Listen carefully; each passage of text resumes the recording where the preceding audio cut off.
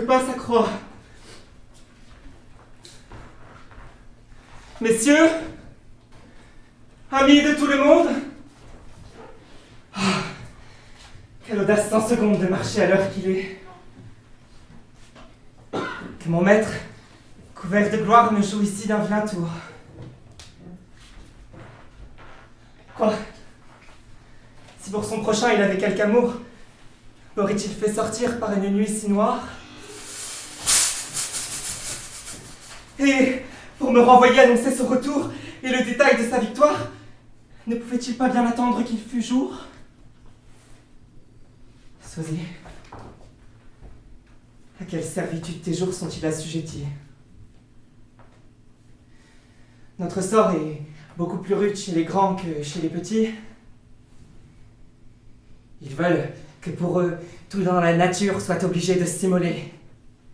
Jour et nuit, grêle, vent, péril, chaleur, froidure, dès qu'ils parlent, il faut voler. 20 ans d'assidu service n'en obtiennent rien pour nous. Le moindre petit caprice nous attire leur courroux. Cependant, notre âme insensée s'acharne au vain honneur de demeurer près d'eux. Et s'il veut contenter de la fausse pensée qu'ont tous les autres gens, que nous sommes heureux, vers la retraite, en vain la raison nous appelle.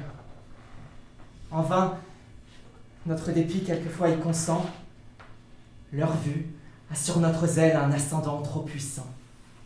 Et la moindre faveur d'un coup d'œil caressant nous rengage de plus belle.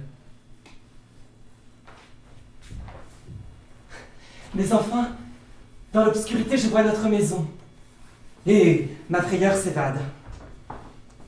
Il me faudrait, pour l'ambassade, quelques discours prémédités. Je dois aux yeux d'Alcmène un portrait militaire du grand combat qui met nos ennemis à bas. Mais comment diantre le faire si je ne m'y trouvais pas? N'importe. Parlons-en et d'estoc et de taille, comme oculaires témoins. Combien de gens font-ils des récits de bataille dont ils se sont tenus loin? Pour jouer mon rôle sans peine, je le veux un peu repasser. Voici la chambre, où j'entre en courrier que l'on mène. Et cette lanterne est Alcmène, à qui je me dois adresser.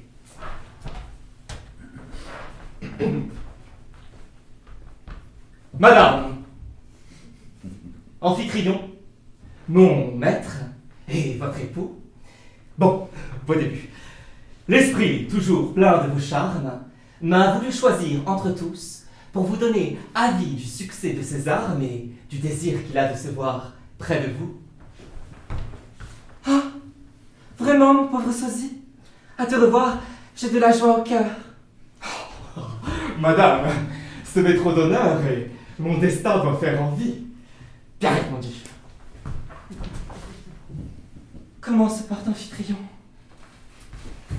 Madame, en homme de courage, dans les occasions où la gloire l'engage. Oh, fort bien, belle conception. Quand viendra-t-il par son retour charmant rendre mon âme satisfaite? Le plus tôt qu'il pourra, madame, assurément. Mais bien plus tard que son cœur ne souhaite. Mais quel est l'état où la guerre l'a mis? Que dit-il? Que fait-il? Contente un peu mon âme. Il dit moi qu'il le fait, madame. Il fait trembler les ennemis. Peste! Où prend mon esprit toutes ces gentillesses? Que font les révoltés? Dis-moi, quel est leur sort? Ils n'ont pu résister, madame, à notre effort. Nous les avons taillés en pièces, mis hélas leur chef à mort, pris Thélèbes d'assaut et déjà dans le port tout retentit de nos prouesses. Oh, vraiment? Un succès! Quel succès, oh Dieu! Qui n'eût pu jamais croire? Raconte-moi, Sosie, un tel événement. Je le veux bien, madame. Et, sans m'enfler de gloire, du détail de cette victoire, je puis parler très savamment. Figurez-vous donc que Thélèbes, madame, est de ce côté. C'est une ville en vérité quasi aussi grande que Thèbes. La rivière est comme là. Ici, nos gens se campèrent, et l'espace que voilà, nos ennemis l'occupèrent. Sur un haut, vers cet endroit était leur infanterie, et plus bas, du côté droit, était la cavalerie. Après avoir à Rodrigueux adressé les prières, tous les ordres donnés, on donne le signal. Nos ennemis, pensant nous tailler des croupillères, firent 3 pelotons de leurs gens à chevalet. Mais leur chaleur par nous fut bientôt réprimée. Et vous allez voir comme quoi. Ici, notre avant-garde a bien fait ranimer. Là, les archers de Créon, notre roi. Et voici le corps d'armée qui d'abord... Attendez. Le corps d'armée a peur. J'entends quelques bruits, ce me semble.